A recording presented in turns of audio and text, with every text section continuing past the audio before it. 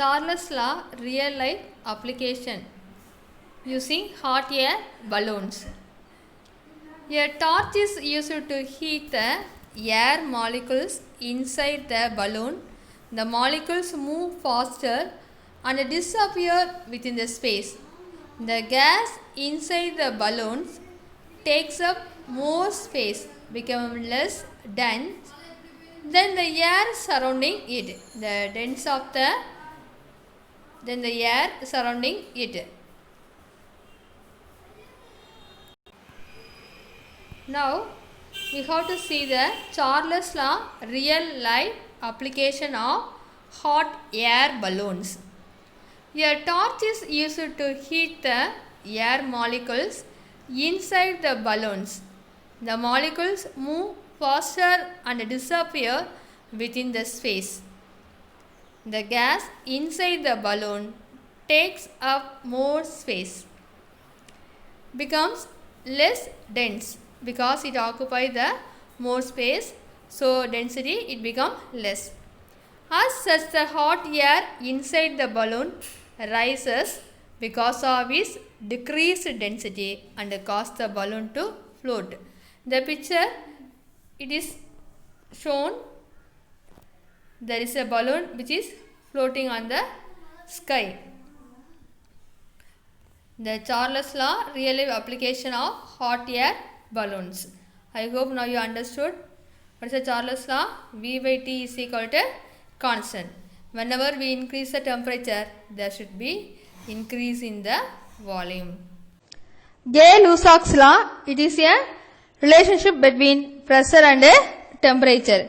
He stated that at constant volume, the pressure of a fixed mass of a gas is directly proportional to temperature.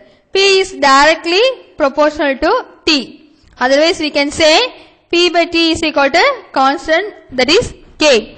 At different temperature T1 and T2, we are getting the pressure P1 and P2. Then from Gay-Lussac law, we can say P1 by T1 is equal to P2 by D2. For better understanding, I gave one picture about the balloon. At room temperature, the balloon is normal size, but in the very cool condition, it is very small, but at the same time on heating, it become very big. So we can understand pressure is directly proportional to the Avogadro's hypothesis. Avogadro hypothesis, that is equal volumes of all gases under the same conditions of temperature, pressure, it contain equal number of molecules. Under the same conditions of temperature and pressure, it have equal number of molecules. We can write mathematically the Avogadro hypothesis as V is directly proportional to N at constant pressure and temperature. Then V1 by N1 is equal to V2 by N2, that is constant. V1 and N1 are the volumes and the number of moles. And V2, N2 are the different set of values of volume and number of moles of the same gas at the same temperature and pressure. Ideal gas equation. Now we are conclude the ideal gas equation using the Boyle's law, Charles law and Avogadro's law. The gaseous state is described completely using the following four variables: temperature, pressure, volume and number of moles, that is T, P, V and N. And the relationship were by the gas laws, that is Boyle's law, V is directly proportional to 1 by P. Charles law, V is directly proportional to T. Avogadro's law, V is directly proportional to N. For our convenience, we change the laws in terms of V. Now we combine all these equations, we are getting V is directly proportional to Nt by P. The above three equations, what are they in numerator? N and T. The P is in denominator, so we wrote V is directly proportional to Nt by P. To remove the proportionality, we are writing the equal to sign and one more constant. So V is equal to N RT by P. Then R is the proportionality constant.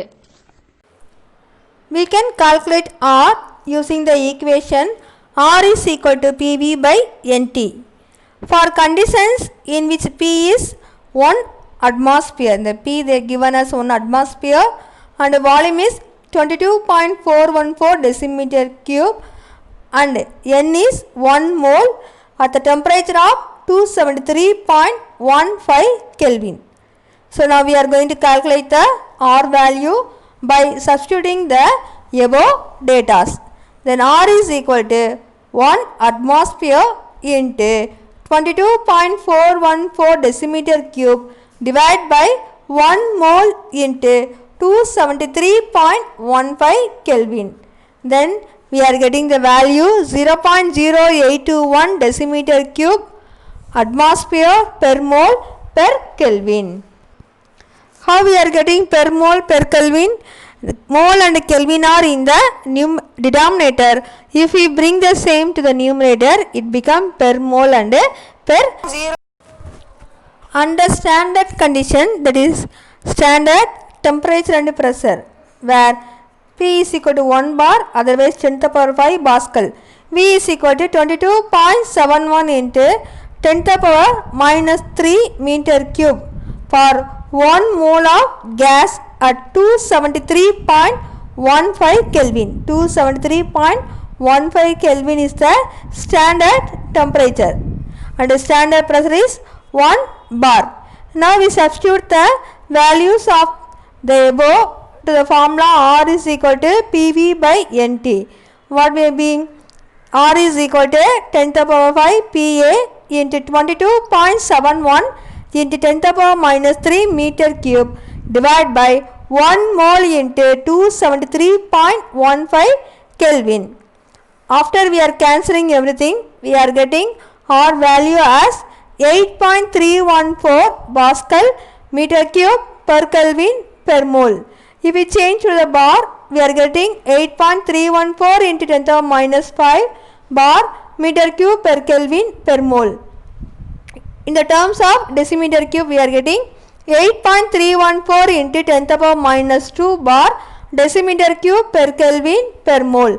Then 8.314 into 10 to the power minus 2 bar liter per Kelvin per mole. Then joule per Kelvin per mole 8.314 into joule per Kelvin per mole. We used to use the joule per Kelvin per mole.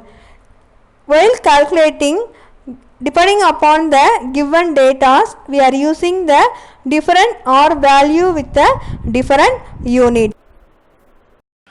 We can conclude the ideal gas equation is a relationship between 4 variables P, V, T and N. Even though it describes the state of any gas, it is referred to as the equation of state of gases.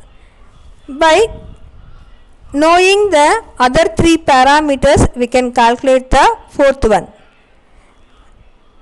By doing this problem, we can conclude. Let us calculate the pressure by 2 moles of sulfur hexafluoride in a steel vessel of volume 6 decimeter cube at 70 degree Celsius. Here they gave the volume 6 decimeter cube and the temperature is in 70 degree Celsius.